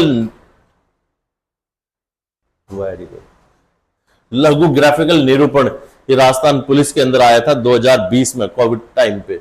चलिए बहुत सिंपल है कि GUI के अंदर फाइलों को, फोल्डर को, प्रोग्राम या अन्य आइटम का लघु ग्राफिकल निरूपण, यानी कि कहने का मतलब इस प्रश्न में यह है कि कोई भी ऑपरेटिंग सिस्टम, विंडोज के ऑपरेटिंग सिस्टम या लिनक्स ऑपरेटिंग सिस्टम के अंदर जो फोल्डर्स या आइकन्स वहां पर नजर आते हैं, जो फाइल हमको नजर आती है वहां पे, उस फाइल के ऊपर, यानी कि फाइल आपको कैसे पता लगता है कि वो फाइल है? क्योंकि वहां पर सफेद जैसा पिक्चर नजर आती है। फोल्डर कैसे लगता है फोल्डर है?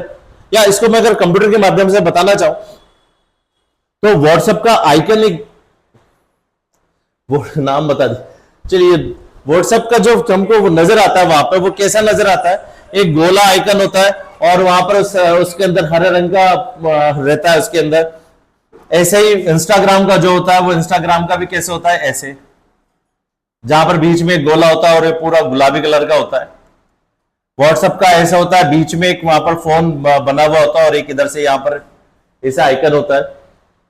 तो ये सारे जो चीज है, ग्राफिकल पिक्चर्स, इनको हम क्या बोलते हैं? इनको आइकन बोलते हैं। ना तो सिंबल, ना टैब, ना रिबन, आइकन, इनको बोलते हैं आइकन्स।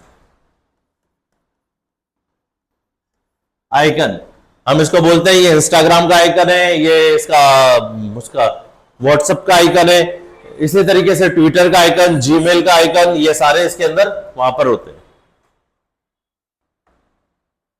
ठीक है, इसको एक बार देख लीजिए।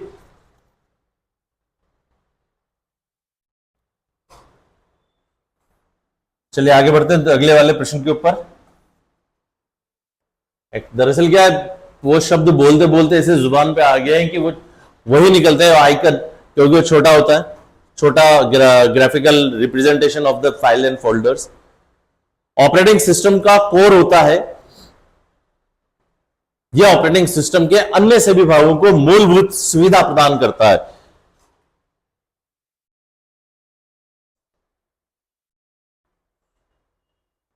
यह है ऑपरेटिंग सिस्टम के अन्य सभी भागों को।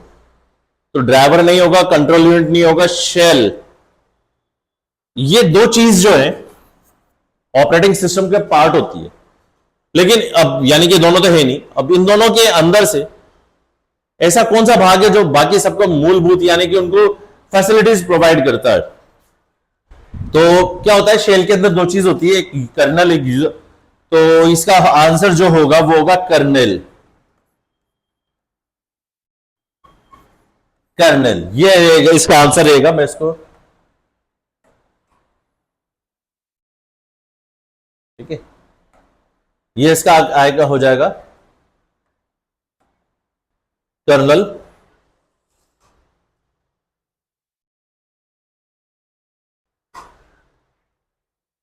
चलिए आगे बढ़ते हैं 33।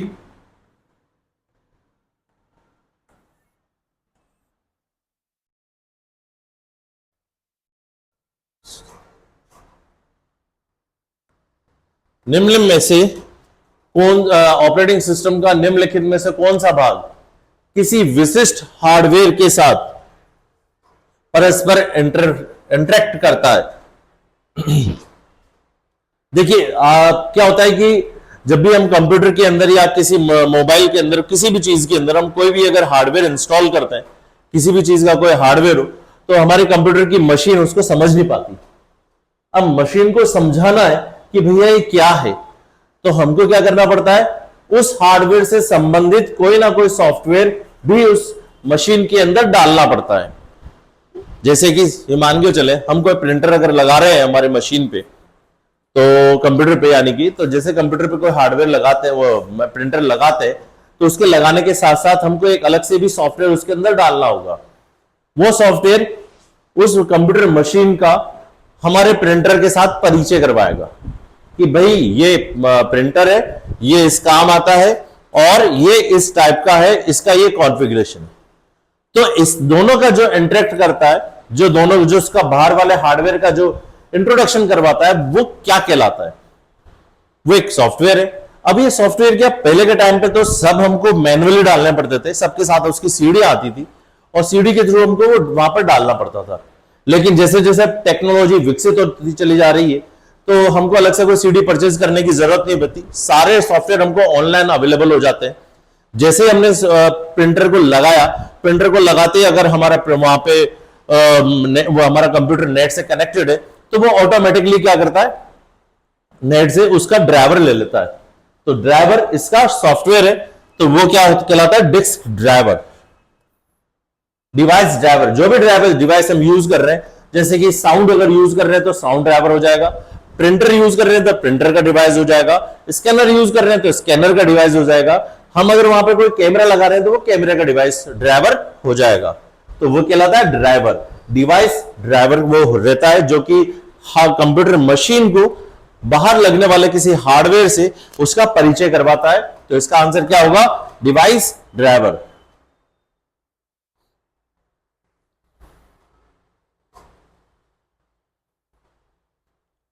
चलिए आगे बढ़ते हैं, 34 नंबर पे आते हैं। निम्नलिखित में से कौन सा कथन सत्य है, निम्नलिखित में से कौन सा कथन सत्य है। Device driver, device and device का उपयोग करने वाले सॉफ्टवेयर के मध्य डिवाइस ड्राइवर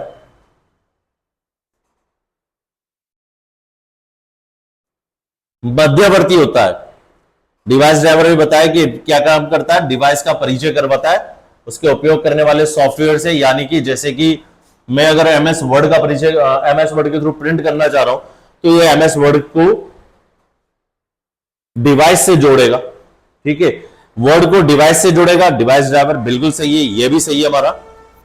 ठीक है, प्लग एंड प्ले डिवाइस के लिए डिवाइस ड्राइवर ऑपरेटिंग सिस्टम के साथ पहले से लोड होकर आता है। यहां पर जो अभी मैं आपको बता रहा था कि ऑपरेटिंग सिस्टम का काम क्या होता है, कई बार ये क्या ऑटोमेटिकली इंटरनेट से उसको डाउनलोड कर लेता है, वो ऑपरेटिंग सिस्टम करता है।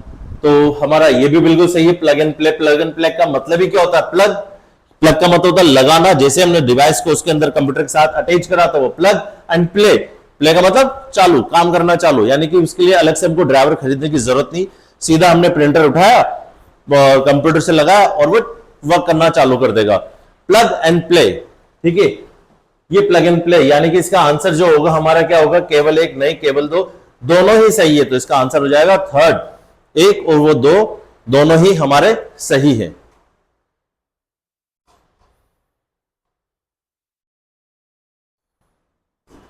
चलिए आगे बढ़ते हैं दूसरे पे, 35 पे।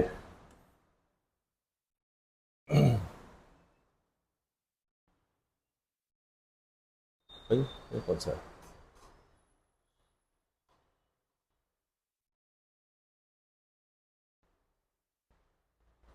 कौन सा अटैक किसी मान्य उपयोगकर्ता को कंप्यूटर प्रयोग करने से रोकता है? कौन सा अटैक?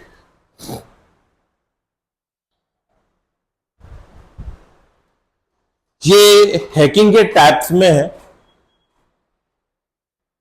इससे वैसे इससे ये तो ये अभी यहां पर मतलब जो ऑपरेटिंग सिस्टम के कारण से इसको लिया गया प्रश्न को, अन्यथा इससे संबंधित और भी बहुत सारे प्रश्न रहेंगे जो आने वाले टॉपिक्स के अंदर, जो एक टॉपिक आएगा हमारा इंटरनेट, तो उसके अंदर इससे रिलेटेड कई सारे प्रश्न मिलेंगे। बहरहाल यहां पर एक जो प्रश्न आया है कि वो कौन सा अटैक है, तो देखिए यहां पर जो अटैक दे रखा है ना, वो एक ही अटैक दे रखा है, बाकी तीन तो अटैक ही नहीं है। पहले से चालू करते हैं, फिशिंग। फिशिंग होती क्या है, मैं यहां पर लिख देता हूं फिशिंग क्या होती है। फिशिंग का मतलब क्या होता है, मछली पकड़ना, बिल्कुल फिशिंग को मछली पकड़ना ही कहते हैं। अब इसको कंप्यूटर में लाया कैसे गया, तो जैसे कि एक उदाहरण की तरह मैं आपको समझाता हूं कि इसके अंदर क्या होता है कि कोई भी एक मेल या कोई भी टेक्स्ट बनाकर, लुभावना टेक्स्ट बनाकर जो पब्लिक को वो अपनी तरफ अट्रैक्ट करे, वो बनाकर उसके साथ एक लिंक बनाकर डाल दिया जाता है। जैसे ये मान के चलो कि भाई आज इस खुशी के अवसर में और आपको सभी को 200 जीबी डेटा मुफ्त दिया जा रहा है, इस तरीके से एक टेक्स्ट बनाकर डाल दिया वहां पे, तो और एक बीच में नीचे उसकी तरफ लिंक जो यूआरएल भी दे दिया वहां पे कि अगर आप इस डेटा को प्राप्त करना चाहते हैं तो अभी यहां पर क्लिक करें। अधिकतर यूजर क्या करते हैं, डेटा पाने के लालच में उस लिंक के ऊपर क्लिक कर देते हैं। ठीक है, तो ये जो लिंक के साथ क्लिक करने के साथ ही उनके साथ जो भी उस लिंक के अंदर फंक्शन किया हुआ होता है वो वहां पर प्रभावी करना चालू हो जाता है। यह तरीका फिशिंग कहलाता है। ठीक है, ये कंप्यूटर प्रयोग करने से नहीं रोकता, मतलब मशीन को प्रयोग करने से नहीं रोका, मशीन तो अपना आप काम करेगी, चाहे वो मोबाइल का हो चाहे वो कंप्यूटर को हो। दूसरा स्पैमिंग। स्पैमिंग होते हैं अनवांटेड मेल्स या मैसेजेस। ये जो स्पैम, ये कई सारे हमारे मेल के अंदर, अगर आप जीमेल ओपन करोगे तो जीमेल के अंदर भी आप अगर लेफ्ट साइड का उसका आइकन ओपन करोगे तो प्राइमरी वगैरह वहां पर एक मेन्यू ओपन होता है और उस मेन्यू के अंदर एक जगह लिख रहता है स्पैम। आप स्पैम जब ओपन करोगे, इसको खोलोगे, तो स्पैम के अंदर आपको कई सारे मेल या मैसेजेस वहां पर देखने को मिलेंगे। स्पैम का मतलब क्या होता है कि जनरली वो हमारा जो जीमेल वगैरह वो क्या कर रहा है, जीमेल के अंदर एक फिल्टर सिस्टम होता है, वो फिल्टर क्या करता है, उसका फिल्टर सिस्टम, कोई अगर मेल कोई भी मेल अगर हमारे जीमेल तक आ रहा है तो वो उस मेल को पहले सेलेक्ट चेक करता है कि इस मेल के अंदर लिखा क्या है। अगर उस मेल के अंदर वो पाता है कि कोई प्रमोशनल मैसेज, कोई मार्केटिंग मैसेज से संबंधित अगर कोई वर्ड है, तो वो उनको उठाकर स्पैम वाले फोल्डर में डाल देते हैं। ठीक है, यानी कि कंप्यूटर उसको समझ रहा है कि भाई ये अनावश्यक है और ये एक जिसे कहते हैं फोर्जरी टाइप का मैसेज है जो किसी को लुभावना या अट्रैक्शन के तौर पर बनाया गया है, तो वो स्पैम कैटेगरी में डाल दिया जाता है। अब ये यहां पर कैसे यूज किया गया, तो उसका यूज करने का मतलब क्या होता है कि कई सारे स्पैम्स, कई सारे मैसेज, कई सारे मेल्स इस तरीके के बनाकर सामने वाले कंप्यूटर के ऊपर सेंड कर दिए जाते हैं। तो कभी ना कभी किसी ना किसी के ऊपर तो वो क्लिक करेगा यूजर, ठीक है, तो वो एक स्पैम की कैटेगरी के अंदर आता है। अगला है वायरस। तो वायरस क्या होता है? वायरस ये भी एक सॉफ्टवेयर है, एक सॉफ्टवेयर होता है जो अपने आप को रेप्लिकेट करता है। रेप्लिकेट का मतलब है ये अपने आप की कॉपी करना चालू करता है, ठीक है, और इस कंप्यूटर के किसी प्रोग्राम विशेष को ये खराबी पहुंचाना चालू करता है। अगर वायरस कई तरह से, बहुत टाइप के वायरस होते हैं, अलग अलग वायरस जिस टाइप का, जैसे कि बूट सेक्टर वायरस है, वो बूट सेक्टर वायरस क्या करेगा कि कंप्यूटर के अंदर जो बूट सेक्टर, बूटिंग से रिलेटेड, तो बूटिंग से रिलेटेड प्रॉब्लम क्रिएट करेगा, वो विंडोज को इंस्टॉल ही मतलब चालू ही नहीं होने देगा। उसके अलावा डोज, कोई फाइल वायरस होता है तो वो पर्टिकुलर किसी फाइल को खराब करेगा। तो इसके अंदर जिस तरीके की प्रोग्रामिंग लिख रखी है, जिस तरीके की फंक्शन को डिस्टर्ब करने के लिए कहा गया है, तो वही तरह की प्रोग्रामिंग वहां पर होना चालू हो जाती है। तो ये वायरस होते हैं। आगे दे रखा है डॉज, डिनायल ऑफ सर्विसेज, जिसको अपन बोलते हैं डॉज, ठीक है, ये होता है डॉज अटैक। अब ये डॉज अटैक होता क्या है? डॉज अटैक का मतलब क्या होता है? Denial of services. Denial of services का मतलब क्या होता है? डिनाइल यानी कि मना, बंद करना, सर्विसेज को बंद कर देना। यहां पर होता क्या है, एक मिनट में यहां से ये हटा दूं, जब तक इनको थोड़ा सा हटा देता ताकि लिखने के लिए मेरे पास स्पेस हो जाए। डिनाइल ऑफ सर्विसेज का मतलब क्या होता है कि ये पहले तो मैं आपको अटैक के बारे में बताता हूं, ये अटैक लगता कैसे। तो ये क्या होता है कि कोई भी एक प्रॉब्लम, मतलब किसी भी एप्लीकेशन के अंदर एक से ज्यादा इंटरफेस होना अगर चालू हो जाते हैं, मतलब हर एक एप्लीकेशन की एक कैपेसिटी होती है, अगर उस कैपेसिटी से ज्यादा उसके ऊपर यूजर्स आना चालू हो गए तो वो सर्विस बंद होना चालू हो जाती है, ठीक है। हालांकि कई बार तो क्या होता है, ये ओरिजिनलिटी होते हैं, यानी कि इसमें कोई फैक्ट नहीं होता, वास्तव में वहां पर कभी यूजर्स की संख्या बहुत ज्यादा हो जाती है। लेकिन कई कई बार हैकर क्या करता है, पर्टिकुलर किसी प्रोग्राम को बंद करने के लिए वो एक मशीन या कई सारे मशीन के थ्रू एक एप्लीकेशन को एक्सेस करना चालू कर देता है, ठीक है। और जैसे इस एप्लीकेशन को कई सारे मशीन के जरिए एक एप्लीकेशन को एक्सेस करना वो चालू करता है, अब उस एप्लीकेशन की क्षमता नहीं है, उस एप्लीकेशन की क्षमता यही है कि वो एक साथ 100 यूजर या 200 यूजर्स को ही अलाउ कर सकती है। लेकिन हैकर्स अगर उसके ऊपर एकदम से कई सारे 400 यूजर्स को हमला कर देगा तो वो एप्लीकेशंस कार्य करना बंद कर देगी, ठीक है। वो कहलाता है डॉज अटैक। इसका एक उदाहरण मैं आपको अगर बताना चाहूं, हालांकि वो डॉज अटैक नहीं होता, उसके जैसा सिमिलर मान सकते हैं। जैसे हम कोई कार्य करते हैं, कोई भी एप्लीकेशन ओपन करी, अगर वो एप्लीकेशन ओपन नहीं हो रही तो हम क्या करते हैं, बार बार उसको रिफ्रेश करते रहते हैं। रिफ्रेश करने के कारण क्या होता है, पहली बात तो ओपन क्यों नहीं हो रही, जैसे कि रिजल्ट देखना है, जब हम एंड टाइम पे रिजल्ट देख रहे होते हैं या एंड टाइम पे कोई फॉर्म भर रहे होते हैं, तो फॉर्म भरने के साथ उस पोर्टल के ऊपर कई सारे यूजर्स होंगे और वो सारे यूजर्स एक साथ एक ही समय में उस पर वर्क कर रहे हैं। अब उस पोर्टल की क्षमता मान के चले 10,000 यूजर्स की है और 10 के 10 ही इसके ऊपर वहां पे वर्क कर रहे हैं, तो वो हमारा जो 10,001 होगा वो उसको एंट्री नहीं होगा पाएगा। लेकिन रिफ्रेश करते रहने के बाद जैसे ही एक यूजर अपना फॉर्म भराकर हटेगा तो वो एक वहां पर एंटर हो जाएगा, ठीक है ये। लेकिन अगर उसी के ऊपर अगर बड़े संख्या में अगर वहां पर मतलब जो ये यूजर्स आ जाए तो वो वेबसाइट काम करना बंद कर देगी, ठीक है। ये चीज डॉज अटैक कहलाती है। हालांकि ये नॉर्मल ऑथेंटिक वे में भी होती है कि कई सारे यूजर्स आ जाते हैं, लेकिन कोई इसी चीज को फायदा उठाकर हैकर क्या करता है, किसी एक एप्लीकेशन पे या सॉफ्टवेयर पे कई सारी मशीन्स के थ्रू वो वर्क करना चालू कर देता है, जिससे के कारण वो एप्लीकेशन डाउन हो जाती है, बंद करना हो जाती है, तो वो कंप्यूटर उपयोग करने से भी उसको रोक देता है। तो ये क्या हो जाएगा हमारे पास, डॉज अटैक, ठीक है। चलिए आगे बढ़ते हैं इस पे।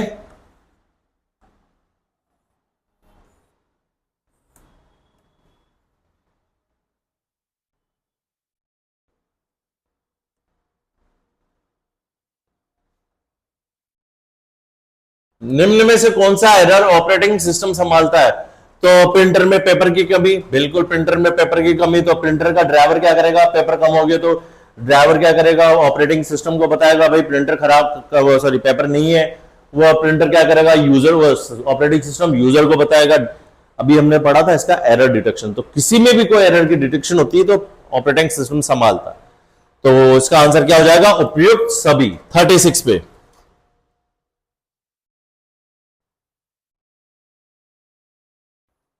चलिए आगे बढ़ते हैं।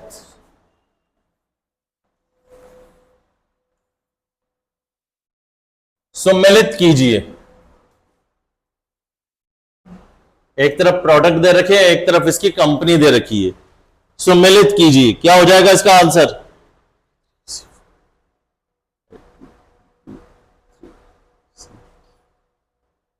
चलो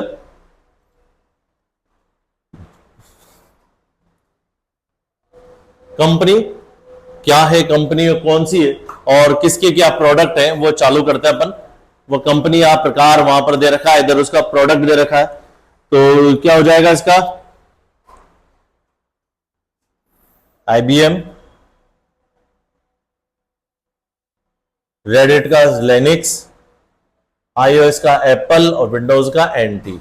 तो इसका आंसर क्या हो जाएगा? A2, B3, C4 और D1, B3 सॉरी।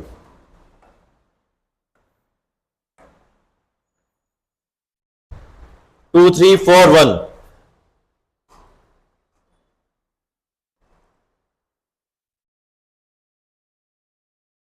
ठीक है, चलिए आगे बढ़ते हैं इसमें।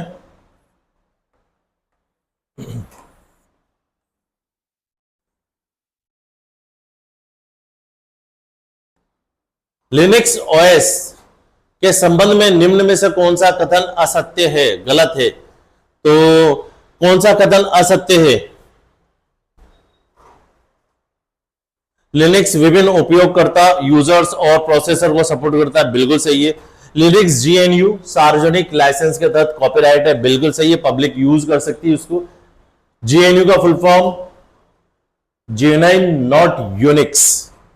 ठीक है, लिनक्स GUI को सपोर्ट नहीं करता, बिल्कुल गलत, ये गलत है, यानी कि को आंसर इसका असत्य बताना है तो हमारे पास हो जाएगा केवल 3, 4th नंबर असत्य है ये। लिनक्स GUI को सपोर्ट करता है।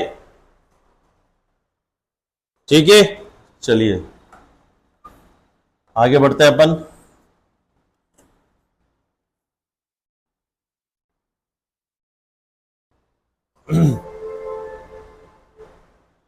विश्व के अधिकांश सुपर कंप्यूटर के अंदर किस ऑपरेटिंग सिस्टम का प्रयोग करा जाता है? तो उसका उत्तर है कौन सा? विंडोज। विंडोज भी होता है, सुपर कंप्यूटर में प्रयोग किया जाता है, लेकिन अधिकांश में नहीं, कईयों में होता है बस। तो इसका आंसर जो होगा वो होगा लिनक्स। लिनक्स एक ऐसा ऑपरेटिंग सिस्टम है जिसका उपयोग अधिकतर सुपर कंप्यूटर्स के अंदर करा जाता है, उसकी फ्लेक्सिबिलिटी के कारण, उसकी जिसे कह सकते हैं कि फंक्शनलिटी के कारण काफी अच्छा फंक्शन करता है।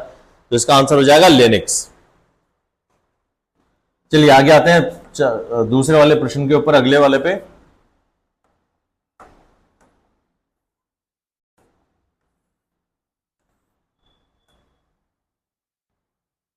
किसी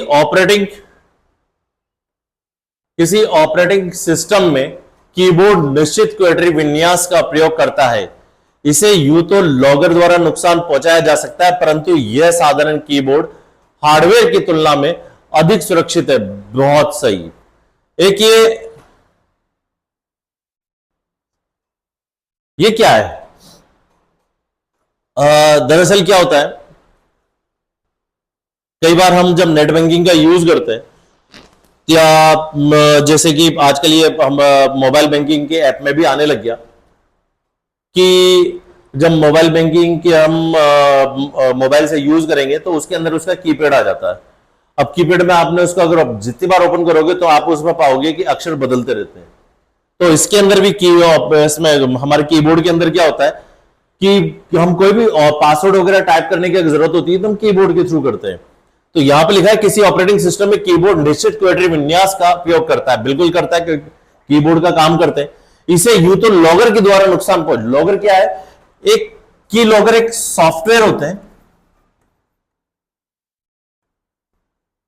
की लॉगर्स क्या होते हैं, एक सॉफ्टवेयर होते हैं, ये थर्ड पार्टी सॉफ्टवेयर भी होते हैं। मैं अधिकतर ये क्या करते हैं, अगर कोई व्यक्ति किसी सार्वजनिक पब्लिक कंप्यूटर के ऊपर इसको रन करके अगर छोड़ जाए तो ये नजर नहीं आते वैसे, क्योंकि ये एक छोटी सी शॉर्टकट की के माध्यम से छिपाए जा सकते हैं और वापस उसको लाए जा सकते हैं।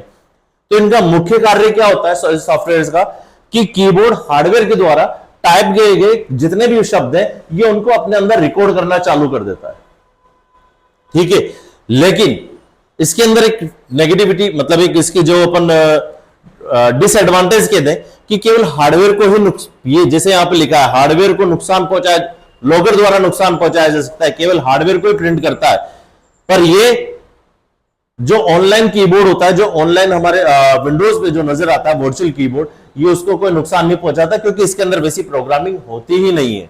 तो इसका आंसर क्या होगा, ऑन स्क्रीन कीबोर्ड की तुलना में अधिक सुरक्षित है। कौन सा कीबोर्ड, साधारण कीबोर्ड हार्डवेयर की तुलना में अधिक सुरक्षित है, तो वो कौन सा हो जाएगा, इसका आंसर वो है ऑन स्क्रीन कीबोर्ड, जिसको जो कि ऑपरेटिंग सिस्टम का ही एक भाग है, जो कि ऑपरेटिंग सिस्टम के अंदर एसेसरीज के अंदर पाया जाता है। और अधिकतर व्यक्ति या जो बैंक वाले भी है वो इसको जब भी हम उसको उपयोग में लाते हैं, नेट बैंकिंग को, ऑनलाइन बैंकिंग को, तो वो भी इसको प्रेफर करते हैं कि आप ऑन स्क्रीन कीबोर्ड का ही ज्यादा यूज करें। बैंकों की वेबसाइट पे भी वहां पर साइड में पासवर्ड के जगह पास में एक वहां पे वेबसाइट पे ही बना हुआ आ जाता है, आप डायरेक्टली वहां से भी क्लिक कर सकते हैं। तो ये ऑन स्क्रीन कीबोर्ड होता है। ठीक है, अगला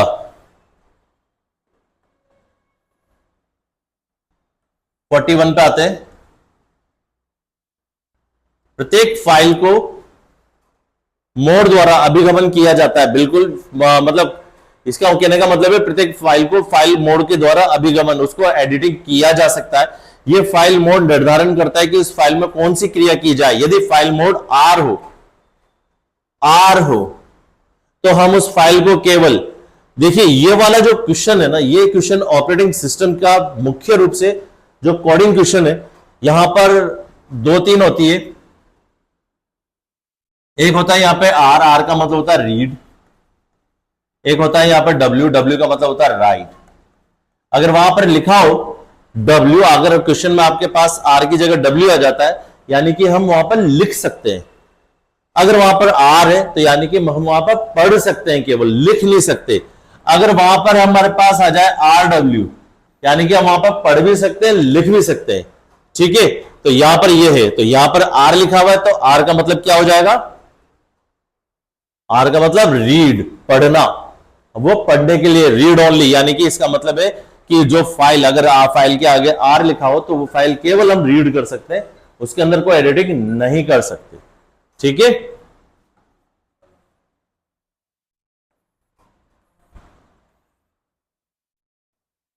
किस किस्म के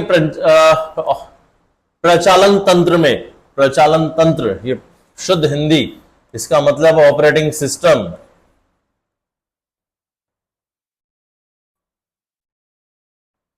कई बार तो हिंदी इतनी शुद्ध आ जाती है कि हम खुद ही कंफ्यूज हो जाते हैं कि है क्या भाई प्रचालन तंत्र।